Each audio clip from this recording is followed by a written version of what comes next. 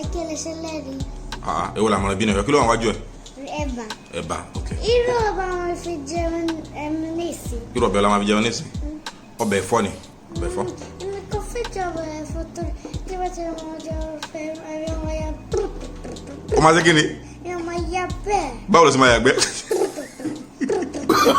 No. Orúkọ aládé má bínú ẹ̀fọ́ tá a jẹ tẹ́lẹ̀tẹ́lẹ̀ yẹn ẹ̀fọ́ yẹn ló jẹ́ kéèyàn yàgbẹ́ bọ̀ bínú. Àti bẹ́ẹ̀ ẹ̀kọ́ lọ́wọ́ ya bẹ́ẹ̀. Ewúrẹ́ náà máa yàgbẹ́ kúrukùkù. Ta ló tún yàgbẹ́ kúrukùkù? Ta ń tún ni? Mami. Mi gbọ́. Ta ló yàgbẹ́ kúrukùkù? Mọ́mí náà yàgbẹ́ kúrukùkù. Aládé. Mọ́mí Yakubu ni. Yakub said that. Okay, ó dàbọ̀.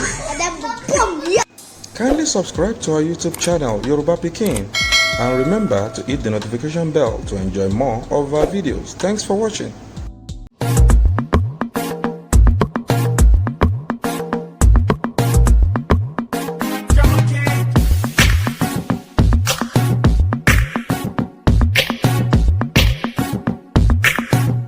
Ọmọ Yorùbá lèmi o. I got you.